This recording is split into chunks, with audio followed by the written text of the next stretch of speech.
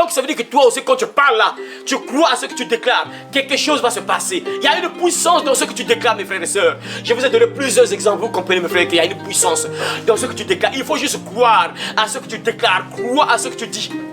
Un enfant de Dieu, il parle. Il entre en prière. Regarde. Ça, c'est un enfant de Dieu. Ce n'est pas un sorcier. Un enfant de Dieu qui bloque la pluie pendant 3 heures et demie. Un enfant de Dieu. Il a menacé la fièvre. La fièvre a quitté. Hein?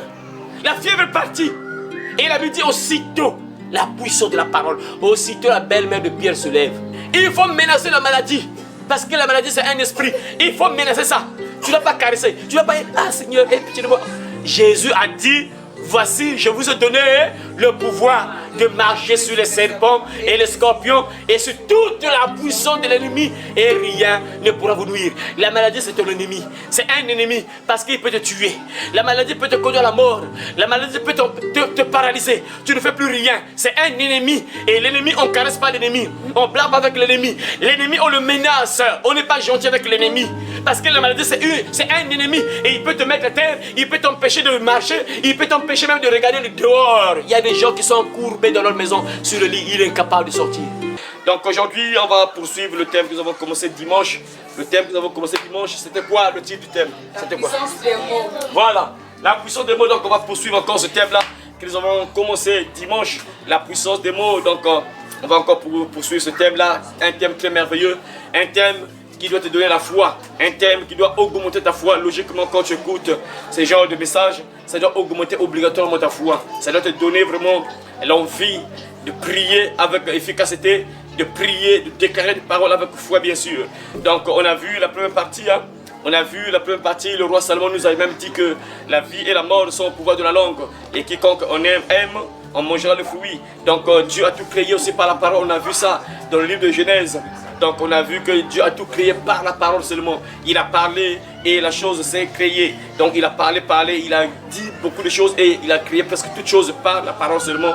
Ce n'est que l'homme bien sûr qu'il a créé à travers la poussière de la terre. Donc tout ce qui a été créé par Dieu juste par la parole. Dieu a parlé, la lune, les étoiles, tout ça, la lumière, les ténèbres, le ciel, la terre, la mer, tout ça, les poissons, les animaux. Dieu a juste parlé et ces choses se sont créées. Voilà. Donc ça c'est pour nous montrer que non, il y a une puissance lorsqu'on parle, lorsqu'on déclare des paroles, il y a une puissance qui sort, qui est relâchée. Mais il faut déclarer ces paroles avec foi. Il faut accompagner ces paroles que tu déclares avec la foi. Il faut croire. Une personne qui croit ne doute pas. Parce que quand tu parles là, quand tu demandes à Dieu, quand tu pries là, tu ne doutes pas. Tu crois que ce que tu as demandé va s'accomplir et ça va s'accomplir. C'est là où la parole a la puissance. Mais si tu doutes, il n'y aura pas l'effet dans ta prière. Donc il faut avoir la foi. Donc aujourd'hui on va encore poursuivre. On va encore voir, hein. On a encore vu aussi que Jésus a fait beaucoup de miracles juste en parlant. Il a juste parlé, comme je l'ai dit, en tout cas la première partie que non, en tout cas moi c'est ce que j'ai dû aimer avec Jésus. Il parlait seulement. Il parlait seulement et il y avait le miracle, il y avait la guérison, il y avait la délivrance. La personne revenait à la vie juste en parlant seulement, sans utiliser les choses. Voilà l'unique miracle, hein, parce que l'unique miracle où Jésus a utilisé la boue, c'est l'aveugle qui était aveugle là, il a utilisé la boue pour mettre au niveau de ses yeux. Sinon que de la plupart des miracles de Jésus, uniquement parole, il parle seulement, c'est un miracle qui se crée. Donc voilà pourquoi toi aussi, comme je l'ai dit à la première partie, que nous sommes des enfants de Dieu et tu dois avoir le caractère de ton papa. Et ton papa, il a une puissance, ton papa lorsqu'il parle, quelque chose se passe et toi aussi tu dois avoir ces caractères-là. Et tu es aussi disciple de Jésus. Jésus a guéri, il a fait des miracles juste en parlant. Il parle seulement au figuier, le figuier se sèche. Il parle seulement, quelque chose se passe. Et toi aussi tu es disciple de Jésus.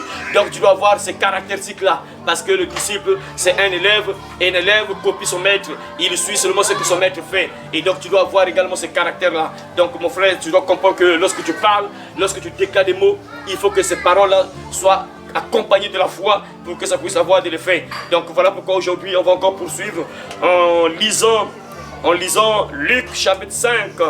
On va encore voir ce que Jésus a fait, la puissance des mots, la puissance de la parole. Donc on va encore voir Luc chapitre 5, verset 1 à 11. Donc on va se lever, on va lire cette histoire, on va lire. Comme Jésus se trouvait auprès du lac de Génézareth et que la foule se pressait autour de lui pour entendre la parole de Dieu, il vit au bord du lac 2 barques.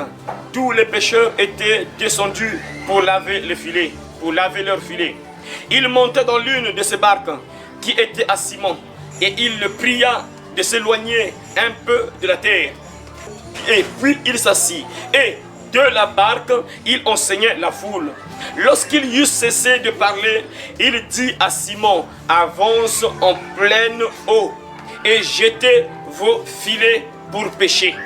Simon lui répondit, Maître, nous avons travaillé toute la nuit sans rien prendre, mais sur ta parole je jetterai le filet. Mais sur ta parole je jetterai le filet. Mais sur ta parole je jetterai le filet. Ah voilà, je jetterai le filet. L'ayant jeté, ils prirent une grande quantité de poissons et leur filet se rompait. Ils firent signe à leurs compagnons qui étaient dans l'autre barque de venir les aider. Ils vinrent et ils remplirent les deux barques au point qu'elles s'enfonçaient, Quand il vit cela, Simon-Pierre tomba aux genoux de Jésus et dit, Seigneur, retire-toi de moi, parce que je suis un homme pécheur. Car l'épouvante l'avait saisi, lui et tous ceux qui étaient avec lui, à cause de la pêche qu'ils avaient faite. Et il en était de même de Jacques et de Jean, fils de Zébédée, les associés de Simon. Alors Jésus dit à Simon, ne crains point, désormais tu seras pêcheur d'hommes. Amen. Amen. Merci beaucoup. On peut s'asseoir, mes frères et sœurs, on peut s'asseoir. La puissance des mots, mes frères et sœurs. Là, c'est encore une histoire. Hein? Ce que Jésus faisait comme miracle, mes frères, c'est incroyable. Voilà pourquoi tu dois toujours avoir confiance en Jésus. Le maître que tu suis là, c'est un maître qui est tellement puissant que tu dois avoir confiance. Lorsque tu pries, tu dois avoir confiance. Jésus faisait toujours des leçons, des remarques à ses disciples. Voilà pourquoi toi aussi, si tu manques de la foi, c'est pas bon. Quand tu pries, quand tu déclares des paroles, il faut croire à ce que tu déclares, à ce qui sort de ta bouche. Quand tu pries, il faut croire à ce qui sort de ta bouche. Et si tu ne crois pas à cela, ça n'aura pas d'effet. Tu ne verras pas la manifestation de la puissance de Dieu. Donc il faut croire. Lorsque tu parles, lorsque tu entres en prière, il faut croire à ce que tu déclares. Comme je l'ai dit à la première partie. Ici, mes frères et sœurs, donc, après avoir enseigné, il dit à Simon, et Simon, bah, écoute, avance un peu au milieu de l'eau, quoi. Tu vas jeter le filet. Et Simon va répondre à Jésus. Maître, on a pêché toute la nuit, on a travaillé toute la nuit, on n'a rien reçu. On a travaillé toute la nuit, on n'a rien reçu. Ah, mes frères et sœurs. Il y a beaucoup de leçons à tirer dans l'histoire là, mais on va juste tirer quelques leçons seulement, puisque nous sommes là. Notre thème, la puissance des mots, la puissance donc de la parole. Donc là, Jésus dit à Simon, avance. Et Simon, il voyait que Jésus faisait des miracles. Hein. Donc quand tu sais, c'est ça aussi mon frère, ma soeur, quand tu crois en Dieu, tu sais que le Dieu que tu pries est tellement puissant que tu ne dois pas douter, tu ne dois plus douter. Quand tu pries, tu demandes quelque chose, lui-même il t'a dit, tout ce que vous demanderez en mon nom, je le ferai. Donc lorsque tu entres en prière, et si tu sais que ce que tu demandes, c'est selon la volonté de Dieu, donc tu n'as même pas à douter parce que tu sais que ce que je demande, c'est selon la volonté de Dieu. Si c'est contraire à sa volonté, là tu peux douter, ah, est-ce que Dieu va agir, est-ce qu'il va agir? Mais tu sais que ce que je demande là à Dieu, quand je prie là, ce que je demande c'est selon sa volonté. Donc tu es sûr qu'il va te répondre. Tu es sûr que tu vas voir ça, mais tôt ou tard, ça peut prendre une semaine, 2 semaines, 1 mois, 2 mois, 3 mois, mais tu vas voir ça, mais parce que tu pries selon sa volonté. Et là, Jésus faisait des miracles. Les gens ont vu Jésus faire des miracles. Et donc il était là, il monte sur la barque, il commence à prêcher. Après, il dit à Simon, honte, donc pousse un peu le bateau au milieu de l'eau et tu vas jeter le filet. Et Simon va dire à Jésus, ah, mais on a travaillé toute la nuit, on n'a rien eu. On a travaillé toute la nuit, mais on n'a rien eu. Ah, mes frères et sœurs, c'est ça, hein? Regarde, un enfant de Dieu, quand tu crois en Dieu, tu n'as pas à douter. Même si tu vis un problème terrible, le problème là perdure. Le problème là perdure, par exemple, une personne qui est malade, mais ça perdure, ça met du temps là, ça finit pas, tu es là, mais ça finit pas, tu es là. Mais il faut croire que Dieu est capable de changer cela. Tu dois croire que Dieu est capable de régler ton problème. Il faut que tu crois. Regarde, Simon Pierre dit qu'on a travaillé toute la nuit. On a travaillé toute la nuit. On a travaillé toute la nuit sans rien recevoir, sans rien avoir. On a travaillé toute la nuit. Donc lui, un expert en pêche, il sait que là, il n'y a plus de poissons. On a travaillé vraiment toute la nuit, mais il n'y a rien. Mais Jésus lui dit avance et tu jettes le filet. Avance. Ce qui est bien avec Pierre, il obéit quand même. Regardez, Jésus parle seulement, mes frères. Là, Jésus n'a pas pris peut-être le filet ou quoi. Il n'a pas fait des trucs, des grimaces, quoi. Non, il parle seulement, la puissance des mots. Il parle à Simon, avance au milieu de l'eau, jette le filet. Ce qui est bien, moi, avec Pierre, il a d'abord douté, après il a dit, ah non, on a travaillé toute la nuit, mais bon, comme tu as dit, j'avance. Ah, c'est ça la foi. Il avance la barque. Et après, il jette. Il dit bien à ta parole, je jette. Ah, écoutez mes frères, lorsqu'il eut cessé de parler, il dit à Simon, avance en pleine eau et jetez vos filets pour pêcher. Simon lui répondit, maître, nous avons travaillé toute la nuit sans rien prendre. Mais, sur ta parole, sur ta parole, puisque c'est toi qui parles, quelle est la puissance des mots. Simon a reconnu, il savait que non, c'est lui qui est devant moi là. Oui, c'est quelqu'un qui fait des miracles. C'est sûr qu'il avait entendu, bien vu les miracles de Jésus. Parce que là, Simon n'était pas encore disciple de Jésus. Mais comme Jésus faisait des miracles là, c'est sûr qu'il avait entendu parler de lui. Jésus dit que avance au milieu de l'eau, jette le filet. Et il dit que on a travaillé toute la nuit, on n'a rien eu. On n'a rien eu. Mais il dit, sur ta parole, puisque c'est toi qui parles, puisque c'est toi qui as déclaré cela, puisque c'est toi qui as dit cela, sur ta parole là, je jette le filet. Incroyable. Vous voyez, la foi, mes frères, c'est ça. Il faut croire à ce qui est écrit. Il y a des promesses qui sont dans la Bible là. Il y a des promesses qui sont là. Voilà pourquoi un enfant de Dieu, tu dois d'abord écouter la parole. Tu dois lire la Bible, écouter la parole. Tu dois savoir quelles sont les promesses qui sont sur toi. Et comme ça, tu peux réclamer cela. Parce que Dieu a parlé sur ta vie. Il a déclaré certaines choses sur ta vie. Et quand tu entres en prière, tu sais que je me base sur les promesses de Dieu. Les promesses qui sont dans la Bible, ce que Dieu a établi comme promesse pour moi. Et quand tu pries selon ces promesses-là, tu n'as pas douté, tu sais que puisque Dieu a dit ça sur ma vie, ça va s'accomplir. Ça va s'accomplir, c'est obligatoire. Pierre dit, sur ta parole, je jette le filet. Il savait que comme Jésus a parlé, quelque chose va se passer. C'est ça. Il savait que comme Jésus a parlé, quelque chose va se passer. Il dit, sur ta parole, je jette le filet. Et qu'est-ce qui va se passer, mes frères? L'ayant jeté, il prit une grande quantité de poissons et leur filet se rompait. Leur filet se rompait. Dans la version, on dit quoi? Ils prennent une grande quantité de poissons et leur filet commence à se déchirer. Pourquoi? Parce que Jésus a parlé. La puissance de mots, il a juste parlé. Jette le filet. Et Pierre n'a pas douté. Il dit, ah oui, toi, je sais que tu es puissant. Tu fais tellement de miracles. Bon, sur ta parole, je jette le filet. C'est ça. Quand tu crois, tu verras la gloire de Dieu. Il a cru à ce que Jésus lui a dit. Jésus lui dit, jette le filet. Oui, Pierre, il a péché pendant toute la nuit. Est-ce que vous entendez? Toute la nuit. Toute la nuit, ils n'ont rien eu. Et rien eu toute la nuit. Voilà pourquoi il faut avoir confiance en Dieu, mon frère. Tu dois avoir confiance en Dieu parce que tu peux traverser des moments difficiles. Tu passes parfois 5 ans. Tu es misérable, 10 ans misérable. 20 ans, là, le ciel est fermé, rien ne marche dans ta vie. Mais si tu te bases sur la parole de Dieu, tu crois ce que Dieu dit, tu mets en pratique, tu entends ce que Jésus te dit, tu pratiques, tôt ou tard, tu verras la paix de Dieu. C'est obligatoire. Regardez ce que Pierre a fait. Il a cru, puisque toi tu as parlé, j'obéis à cela, je fais. Et dès qu'il a fait, pouf, la Bible dit quoi? Les filets commencent à se rompre. Les filets commencent à se déchirer. Donc ils ont eu une grande quantité. Et pourtant ils ont péché toute la nuit. Mais puisque Jésus a parlé et que Pierre a cru à la parole de Jésus, ce que Jésus a déclaré. Il a cru à ce que Jésus a déclaré là. La puissance des mots. Il a cru à ce que Jésus a déclaré. Et il a lancé le filet. Pas. Ils ont eu une grande quantité de poissons. Au point où le filet commence à se rompre, à se déchirer. Incroyable. Parce que Jésus a parlé. La puissance des mots, mon frère. Regardez les miracles que Jésus fait. Il ne fait pas des grimaces, quoi. Il parle. Simon, jette le filet, c'est tout. Ah, c'est bon, mon frère. Notre Seigneur que nous suivons là, il est tellement puissant que tu ne dois pas douter, mon frère. Tu dois garder confiance.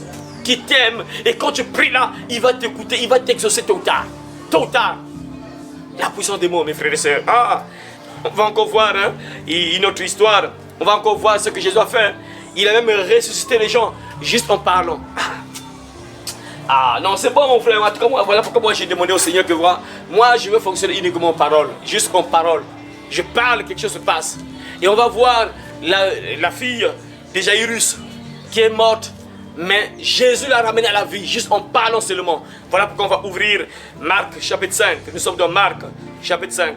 On va lire d'abord 22, le verset 22 à 24. Et après, on va lire à partir du verset 35 encore pour suivre l'histoire là. Parce qu'il y a 2 histoires ici. Jésus parle de 2 histoires. Donc ici, on va prendre juste la fille de Jairus. Donc on va lire d'abord Marc chapitre 5, verset 22 à 24. Après, on va sauter. On va au verset 35, on va poursuivre l'histoire en question à partir du verset 35. Donc on va lire. Alors vint un des chefs de la synagogue, nommé Jairus, qui, l'ayant aperçu, se jeta à ses pieds et lui adressa cette instance prière.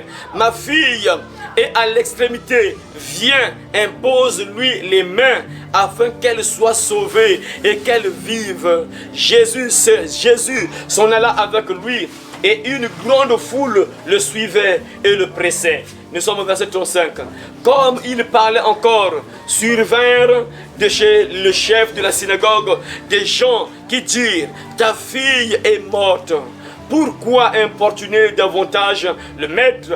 Mais Jésus, sans tenir compte de ces paroles, dit au chef de la synagogue, ne crains pas, crois seulement, ne crains pas, crois seulement. Et il ne permit à personne de l'accompagner, si ce n'est à Pierre, à Jacques et à Jean, frère de Jacques. Ils arrivèrent à la maison du chef de la synagogue, où Jésus vit une foule brillante et des gens qui pleuraient et poussaient de grands cris. Il entra et leur dit, pourquoi faites-vous du bruit? Et pourquoi pleurez-vous? L'enfant n'est pas morte, mais elle dort. Et il se moquait de lui. Alors, ayant fait sortir tout le monde, il prit avec lui le père et la mère de l'enfant et ceux qui l'avaient accompagné, et il entra là où était l'enfant.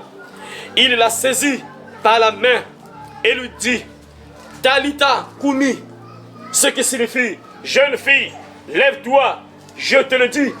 Aussitôt, la jeune fille se leva et se mit à marcher, car elle avait 12 ans, et ils furent dans un grand étonnement. Jésus leur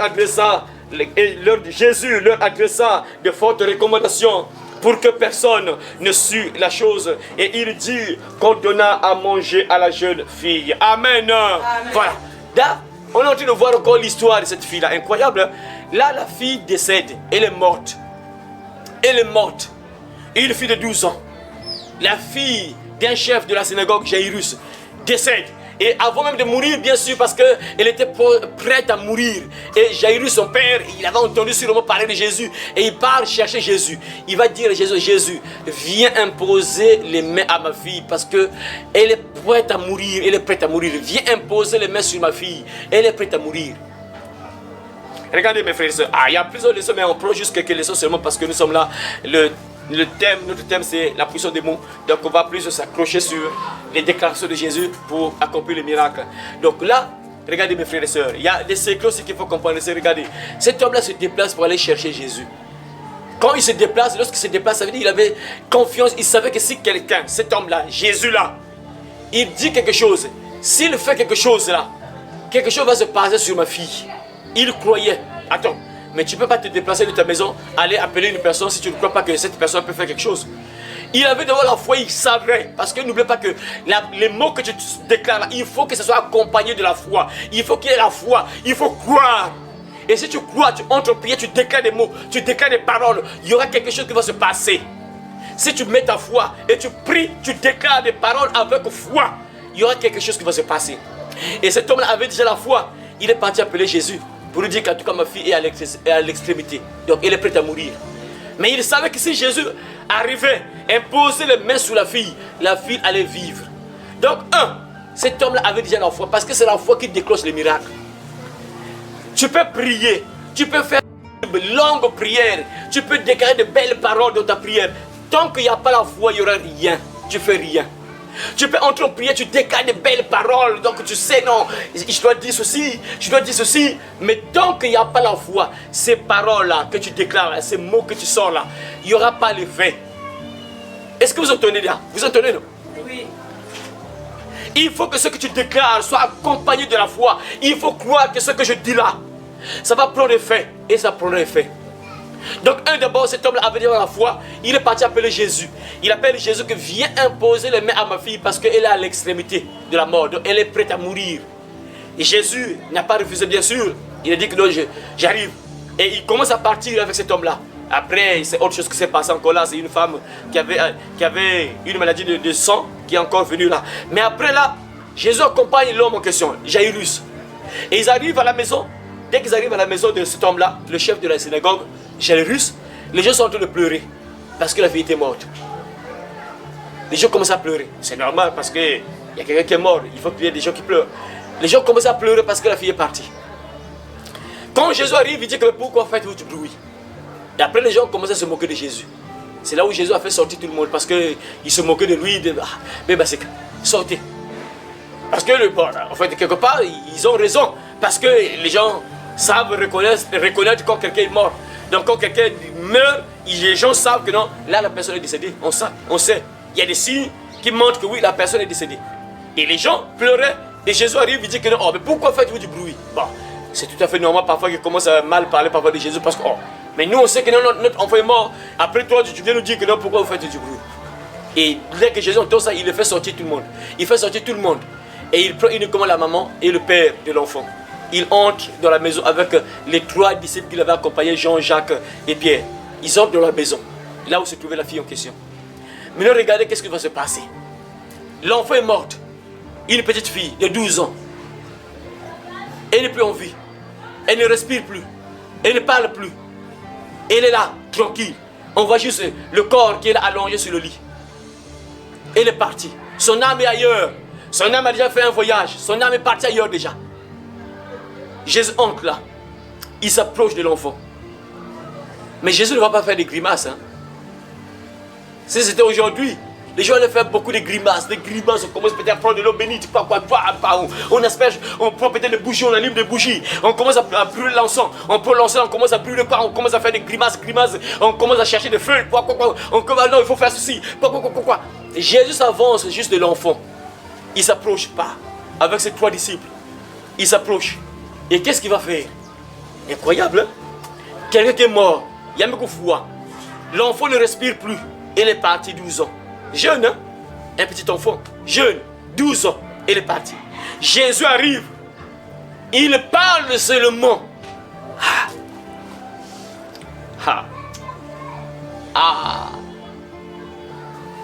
Incroyable, vrai, hein? Il parle seulement. Et ce que je trouve un peu étrange avec Jésus, bon, il faut comprendre ça, c'est tout à fait normal. Parce que Jésus avec nous, on n'est pas pareil. Hein? Faut comprendre, on ne peut pas être égal à Jésus jamais. Il faut comprendre ça. Nous, parfois, lorsque tu pries, tu es obligé parfois de faire 5 minutes, 10 minutes, parfois 30 minutes, parfois 1 heure. Parce qu'on n'est pas pareil à Jésus. Donc, même si Jésus a dit que non, vous ferez des miracles plus que ce que j'ai fait, mais c'est un peu difficile. Je ne sais pas s'il y a quelqu'un dans ce monde-là qui a fait plus de miracles que Jésus. Parce que si tu fais plus que Jésus, tu vas égaler le maître. C'est presque impossible. Oui, il a dit ça, il a parlé, mais c'est presque impossible. Il est le maître, non, on ne peut pas s'égaler à lui, non, c'est impossible. Impossible. Il n'est pas comme toi et moi. Lui, il est différent. Lui, il est Dieu. Donc, toi, tu es humain. Donc, tu ne peux pas être comparable à lui. On n'est pas pareil. C'est vrai qu'il a parlé que si vous mettez la foi en moi, vous croyez en moi, vous allez faire des œuvres plus que ce que j'ai fait, c'est vrai. Et peut-être dans le sens que il y a des choses qu'il n'a pas fait. Hein, lorsqu'il était sur la terre, il y a des miracles qu'il n'a pas accomplis que lorsque nous croyons en lui, on peut faire ces miracles-là peut-être. Imaginez que par exemple, il n'a pas ramené à la vie un coq. Mais toi, tu crois peut-être que tu peux ramener à la vie un coq. Lui, il n'a pas ramené à la vie un coq. On n'a pas entendu dans la Bible, c'est que Jésus a ressuscité un coq. Mais si tu crois en lui, tu peux peut-être ramener à la vie un coq, peut-être, tu vois. Et ça, Jésus n'a pas fait ça, mais tu peux faire ça peut-être. C'est dans le sens là, c'est que non, imiter, dépasser Jésus, c'est impossible. L'élève ne peut pas dépasser le maître, c'est impossible. On n'est pas pareil à lui. Lui, il est Dieu, nous ne sommes pas des dieux. Oui, même si la Bible dit que vous êtes des dieux, mais nous sommes des petits dieux seulement. Nous ne sommes pas des dieux comme lui, non. On est différents. Vous voyez? Mais si tu mets ta foi en lui, tu peux faire des miracles, des choses extraordinaires. Mais il faut croire, il faut mettre ta foi. Jésus s'approche, il s'avance, il vient devant l'enfant qui est décédé. Et qu'est-ce qu'il va faire, mes frères et sœurs? Vous entendez, mes frères? Je vais relire le passage en question. Verset 38.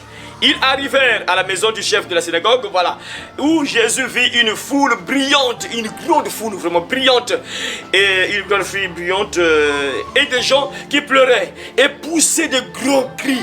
Donc ils aimaient vraiment cet enfant-là. Ils poussaient de grands cris. Les gens poussaient de grands cris. Mais c'est normal, jeune fille, 12 ans, trop petite pour partir. 12 ans. Et les gens commencent à crier, c'est normal.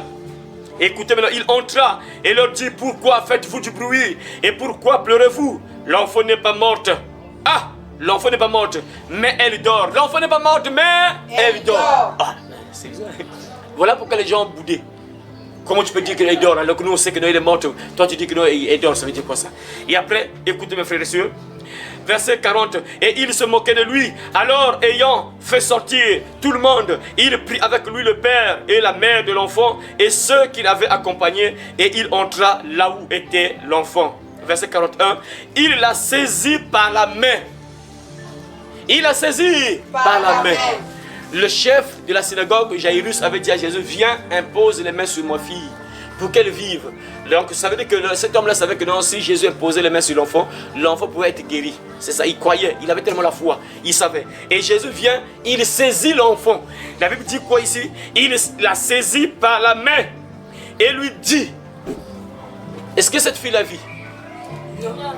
Elle est morte, non? Oui. Donc Jésus est en train de parler au corps, hein, à la dépouille, voilà, de l'enfant. Il parle à la dépouille de l'enfant comme il avait parlé à qui? Il avait parlé à qui? À qui? Lazare. À qui? Lazare. Voilà, il faut suivre, c'est ça. Lazare, il passe. Non mon frère, c'est-à-dire que moi je veux que non, tu puisses avoir confiance. Il faut que ta foi augmente. Il faut que ta foi grandisse. C'est tu dois croire. Quand tu entres en prière là, quand tu commences à prier, tu commences à déclarer des paroles, crois. Tu es disciple de Jésus. Disciple veut dire élève. Et un élève, ça veut dire apprend auprès de son maître. Donc tu es en train d'apprendre auprès de ton maître. Et ton maître t'a démontré ce qu'il faisait. Ton maître t'a démontré ce qu'il est capable de faire. Et il t'a même dit, si tu crois, si tu mets ta foi, tu vas faire plus que ce que j'ai fait. Donc ça veut dire que tu dois avoir confiance en ce que tu déclares là. Jésus vient, il s'approche de l'enfant, de la dépouille. Et il tient l'enfant et il parle à la dépouille. L'enfant qui est décédé, qui est mort. Il parle. La puissance des mots, la puissance des mots. Il parle.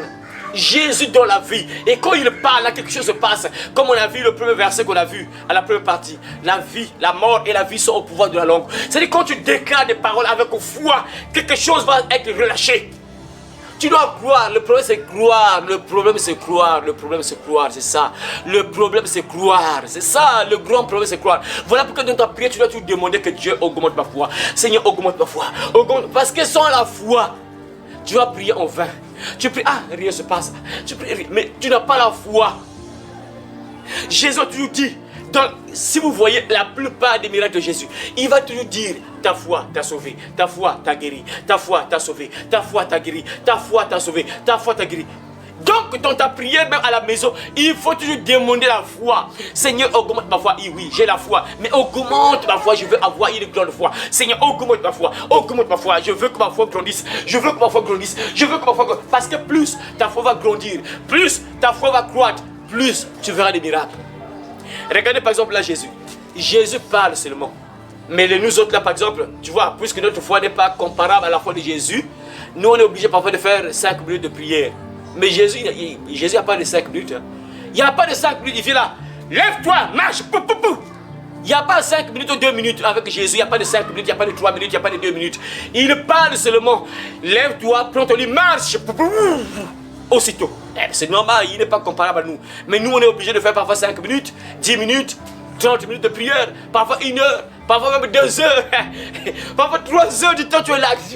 Tu es là au nom de Jésus. Oh, tu es là 4 heures parce qu'on n'est pas pareil. Oui, c'est ça. Donc, voilà pourquoi il faut, plus ta foi va grandir, plus tu verras que le miracle va se faire rapidement. C'est ça. Plus ta foi grandit. C'est une vérité, mes frères. Parce que moi, je me rappelle, hein, quand j'ai commencé, la manière que je priais, par exemple, au début, et actuellement, ce n'est plus la même chose. La foi que j'avais au début et aujourd'hui, ce n'est plus la même chose. Je regrette parfois, bon, mais Dieu a permis que ce soit comme ça. Je regrette parfois certaines personnes avec lesquelles j'ai prié, qui avaient des démons. Et si j'avais cette connaissance que j'ai aujourd'hui, peut-être que ces personnes devaient être libérées rapidement, peut-être, ou bien devaient être libres, peut-être. Mais il y a des gens qui sont partis avec leurs démons. Bon, quelque part, c'était la volonté de Dieu. Dieu a voulu que ce soit comme ça. Et ils m'entraînaient seulement, ils voulaient que je puisse m'entraîner d'abord avec ces personnes-là. Je me rappelle d'un petit sorcier qui m'avait dit que non, oui, mais Dieu, il permet tout ça pour que tu apprends beaucoup de choses à travers moi. C'est le petit, là, vraiment, je sais pas vraiment, c'est un vrai sorcier, quoi. Comment un petit peut dire des choses comme ça? Mais en fait, ceux qui disaient c'était vrai. Oh, vraiment, c'est. Je n'oublierai jamais ça. Il m'a dit ça. Que tu apprends beaucoup de choses à travers moi. Ah Seigneur, ah Seigneur. Mais c'était la vérité. C'était la vérité. Vraiment c'est incroyable quoi, vraiment c'est incroyable quoi. Donc tu vois au début, la foi que j'avais au début, la manière que je priais au début, ce n'est plus la même chose aujourd'hui, tu vois. Et aujourd'hui, les choses peuvent aller rapidement par rapport à hier. Parce qu'au fur et à mesure, tu es en train de prier, tu es en train de grandir. Voilà pourquoi tu dois grandir, ça on a vu ça. Tu ne dois pas rester bébé. Tu dois grandir, ta foi donc doit croître. Il faut pas que non, ta foi est au CP1. Non. Il faut que ta foi grandisse. Plus les années passent, plus tu écoutes la parole, plus tu entends la parole, ta foi doit grandir, ça doit croître. Est-ce que vous comprenez? Est-ce que vous comprenez? Oui. Il faut que la foi grandisse, ta foi doit grandir. L'année passée, si c'était au niveau 1, l'année prochaine, ça doit monter. 1,5 même. Ou même 2. Ça doit croître, non. Ça doit pas rester dans le niveau 1, 10 ans, niveau 1, 20 ans, niveau 1. Ça c'est un problème. Même les apôtres ont demandé à Jésus, lorsqu'ils ont vu Jésus calmer la tempête, tout ça, ils ont dit, Seigneur, augmente-nous notre foi. Il faut que ta foi grandisse. Ta foi doit grandir, mon frère, ma soeur. Jésus s'approche de la dépouille de l'enfant décédé, la jeune fille de 12 ans décédée. Il s'approche, il tient, il saisit l'enfant et il parle. La puissance des mots. Il parle en disant quoi? Écoutez mes frères. Il a saisi, verset 41, il a saisi par la main. Il a saisi par la main et lui dit, Talita Kumi, ce qui signifie, jeune fille, lève-toi, je te le dis. Jeune fille, lève-toi, je te le dis. Jeune fille, lève-toi, je te le dis. Jeune fille, lève-toi, je te le dis. La puissance des mots, frère. Une fille décédée, Jésus parle. Jeune fille, lève-toi, je te le dis. Ah, vraiment, au nom de Jésus, toujours le frère, quoi, incroyable, quoi. L'âme de la fille est partie ailleurs. Je ne sais pas là où se trouvait son âme, là. Son âme errait quelque part, je ne sais pas si c'est dirigé où, vers le paradis ou bien vers l'enfer, on ne sait pas. Mais l'âme avait quitté l'enfant, parce que l'enfant ne respirait plus. L'âme est partie, Jésus parle. Jeune fille, Talita Kumi, jeune fille, lève-toi, je te le dis. Aussitôt l'âme revient, ouh, bah, la jeune fille se lève. Ah, incroyable, vrai quoi. Il a juste parlé. Il n'a même pas insisté que les jeunes filles, lève-toi, je te le dis. Jeune fille, lève-toi, je te le dis. Jeune fille, lève-toi, je te le dis. Jeune fille, lève. Il dit seulement, jeune fille, lève-toi, je te le dis. Aussitôt, ah, c'est incroyable, incroyable. La Bible dit aussitôt. On dit bien aussitôt. Aussitôt veut dire au même moment. Au même moment, à l'instant. Aussitôt veut dire au même moment, à l'instant. Donc ça ne veut pas dire que non, à 12 heures. Donc par exemple, Jésus prie à 10 heures. Après à 12 heures, l'enfant revient à la vie. Non. À l'instant, aussitôt.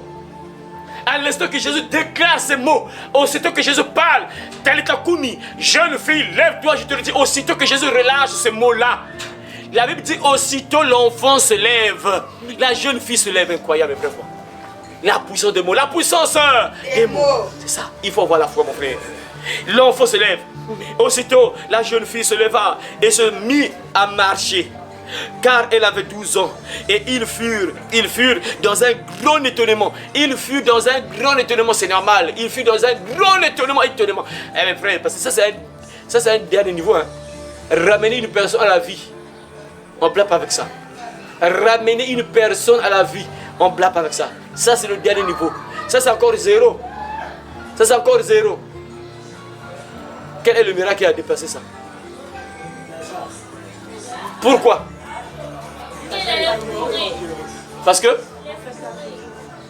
avait fait 4 jours. L'enfant là vient de mourir sur ma peine. Lazare, lui, il a fait 4 jours. Il pourrissait, il commençait à se décomposer. Lazare. Mais Jésus parle, Lazare sort. Il parle seulement la puissance des mots. Aie confiance en ce que tu déclares, mon frère, ma soeur. Tu verras le miracle. Il ne faut pas douter. Mon frère, ma soeur. On va encore ouvrir encore la Bible. On va encore voir Luc chapitre 4, verset 4. Luc chapitre 4, verset 38-39. Lise encore. Luc chapitre 4. Luc chapitre 4. Verset 38-39, Luc chapitre 4. Il entre chez Simon. La belle-mère de Simon souffre. La belle-mère de Simon souffre. D'une forte fièvre. D'une forte fièvre. Et on demande à Jésus de faire quelque chose. Et on demande à Jésus de faire quelque chose. Pour elle. Pour elle, oui. Il se penche sur elle. Menace la fièvre. Menace. La fièvre. Menace. La fièvre. Menace. La fièvre. Jésus menace la fièvre. Hein? Et la fièvre la quitte. Et la fièvre. La quitte. Et la fièvre la quitte. Hein? Aussitôt la belle-mère de Simon se lève et elle se met à les servir. Voilà, aussitôt la belle-mère de Pierre se lève et elle se mit à les servir. Incroyable, vrai. Jésus menace, il parle, la puissance de mots, il parle. Il arrive comme ça, la belle-mère de Pierre était malade. Bokilo, belle-mère, Bokilo non? C'est ça, Bokilo. Bokilo à Pierre, malade, fièvre. Une forte fièvre. La belle-mère de Pierre avait une forte fièvre. Et on parle à Jésus, la belle-mère de ton disciple, la Pierre, elle est malade. Elle a une forte fièvre, c'est compliqué pour elle. Viens faire quelque chose pour elle. Et Jésus arrive. Il se penche. La Bible dit, il menaça la fièvre. Jésus menace la fièvre. C'est incroyable, hein? Jésus menace la fièvre. Jésus avait encore menacé quoi? Qu'est-ce que Jésus avait encore menacé? En dehors de la fièvre, il avait encore menacé quoi? Quoi? La tempête, voilà. Il avait encore menacé la tempête. Jésus menace la fièvre. Il parle. La puissance des mots. Il parle. Voilà pourquoi, frères et sœurs, il faut menacer que tu es malade. Ah. Il y a des gens, parfois tu es malade, mais le moment que tu pries là, hein, tu pries, ah Seigneur, aie pitié de moi. Enlève-moi cette maladie. Ah Seigneur, guéris-moi. Tu ne connais pas ce que ton maître te dit. Suis ton maître. Tu es disciple de Jésus. Donc c'est dit tu apprends auprès de ton maître. Et ton maître faisait quoi? Lorsqu'il guérissait les malades, il priait comment? Comment il agissait? Ton maître faisait quoi? Face à une maladie, qu'est-ce qu'il faisait? Je ne sais pas si vous comprenez. Tu es disciple, c'est-à-dire tu es élève de Jésus. Donc tu apprends auprès de ton maître. Donc tu dois regarder un peu ton maître fait quoi? Comment il fait? Ton maître agit comment? Lorsque quelqu'un est malade, il fait comment? Qu'est-ce qu'il fait? Il dit quoi? Comment il agit? Imite. Paul a dit, soyez mes imitateurs comme je le suis de Christ. Même Pierre, Paul plutôt. Paul imitait Jésus. Regarde ici, Jésus se trouve devant la belle-mère de Pierre. La belle-mère de Pierre a une forte fièvre. Et qu'est-ce qu'il fait? Comment il agit? Il vient, il menace la fièvre. Il faut menacer la maladie. Parce que la maladie, c'est un esprit. Il faut menacer ça. Tu ne dois pas caresser. Tu ne dois pas dire, ah Seigneur, aie pitié de moi. Jésus a dit, voici, je vous ai donné le pouvoir de marcher sur les serpents et les scorpions et sur toute la puissance de l'ennemi et rien ne pourra vous nuire. La maladie, c'est ton ennemi. C'est un ennemi parce qu'il peut te tuer. La maladie peut te conduire à la mort. La maladie peut te paralyser. Tu ne fais plus rien. C'est un ennemi. Et l'ennemi, on ne caresse pas l'ennemi. On blague pas avec l'ennemi. L'ennemi, on le menace. On n'est pas gentil avec l'ennemi. Parce que la maladie, c'est un ennemi. Et il peut te mettre à terre. Il peut t'empêcher de marcher. Il peut t'empêcher même de regarder le dehors. Il y a des gens qui sont courbés dans leur maison sur le lit. Il est incapable de sortir. Tout ça, c'est parce que l'ennemi a pris le contrôle de son corps. L'ennemi qui est la maladie. La personne est incapable de sortir. La personne est dans la maison. La maladie, c'est un ennemi. Il faut menacer l'ennemi. Tu es malade, menace. Tu vois, mon tête, libère ma tête, quitte ma tête au nom de Jésus, sors de ma tête. Il faut être en colère contre l'ennemi. Tu as déjà vu un ennemi? Tu as déjà vu un combat où les gens sont gentils? Jamais.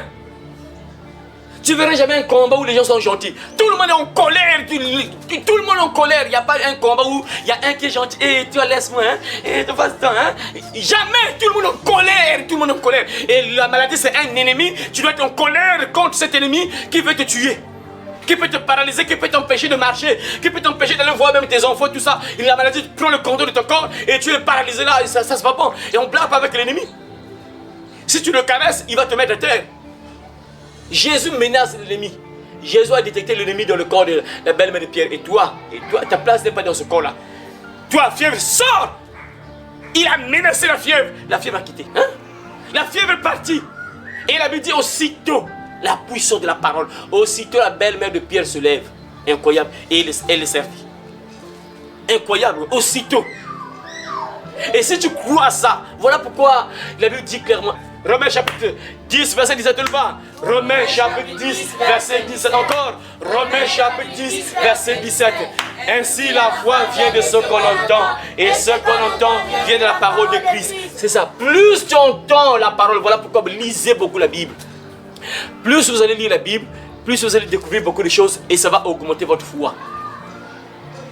plus tu écoutes ce que Jésus par exemple faisait, ou bien dans l'Ancien Testament, tu lis, plus tu vas lire, ça va automatiquement augmenter la foi. Vous avez entendu Romains chapitre 10 verset 17. La foi vient de ce que l'on entend, et ce que l'on entend vient de la parole de Christ. Lis la Bible, plus tu vas lire la Bible, plus ta foi va augmenter, va grandir. Regardez, quand tu entends ce que Jésus faisait là, logiquement ça augmente la foi d'une personne. Ça te donne l'assurance, ça t'enlève la peur.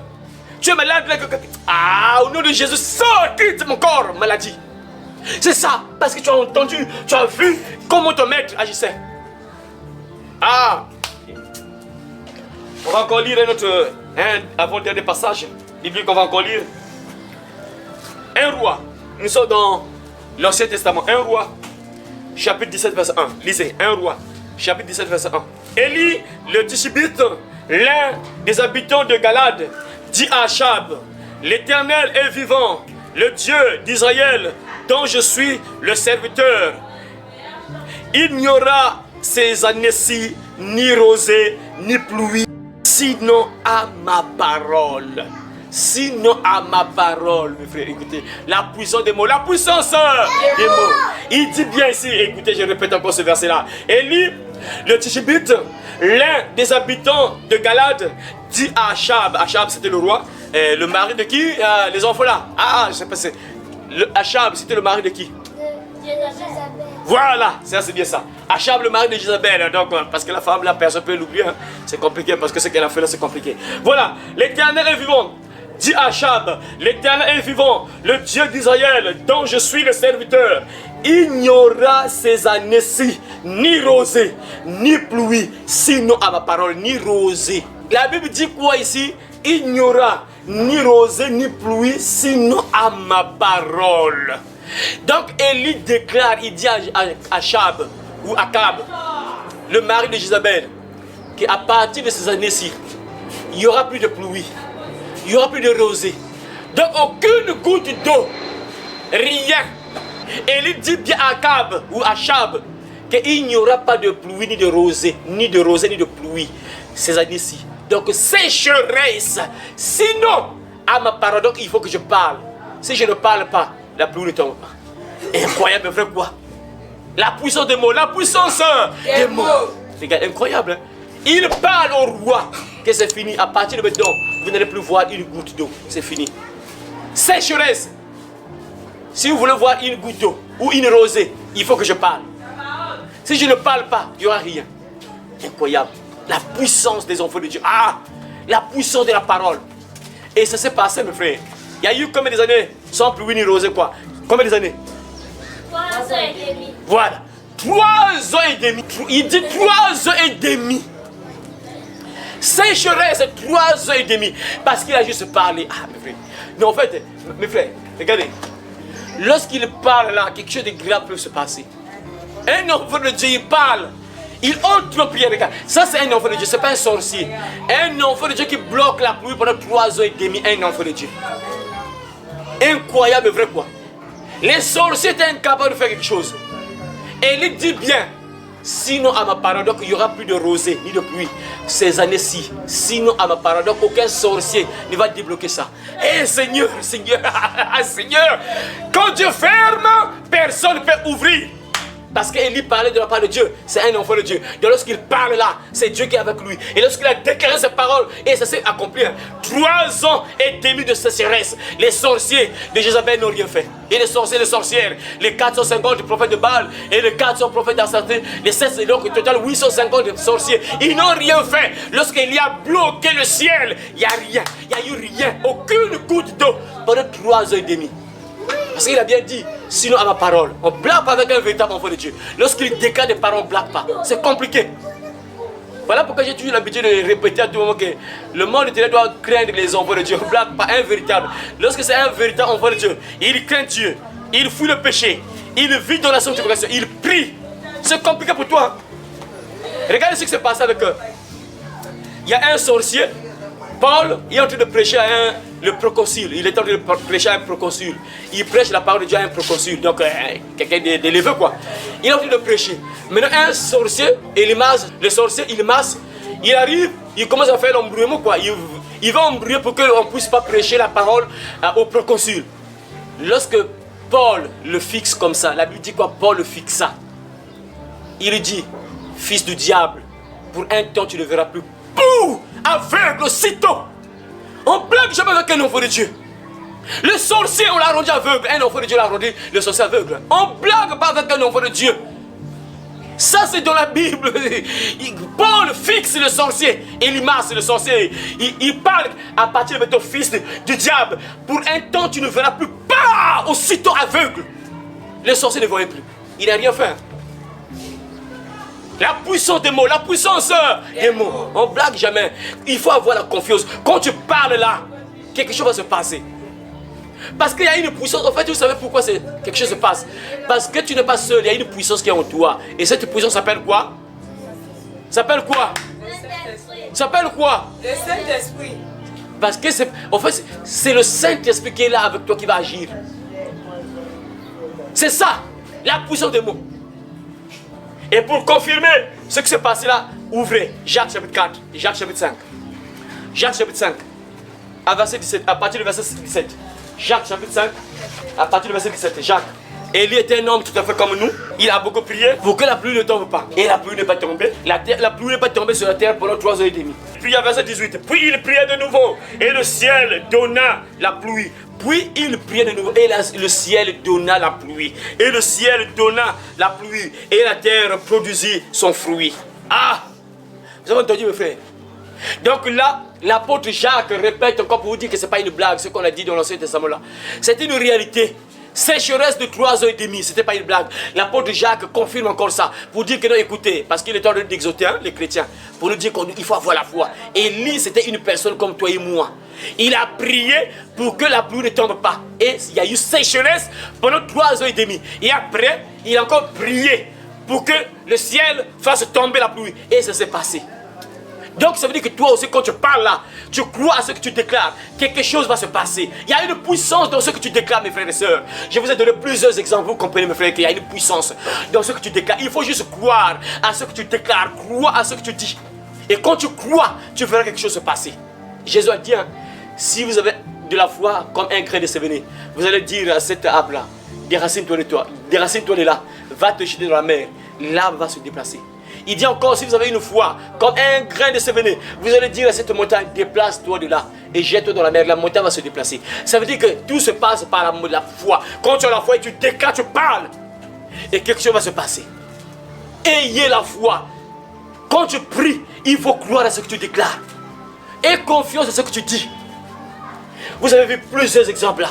L'apôtre Pierre et Jacques plutôt terminent en nous donnant un exemple du grand prophète Élie, qui a fermé le ciel pendant 3 heures et demie.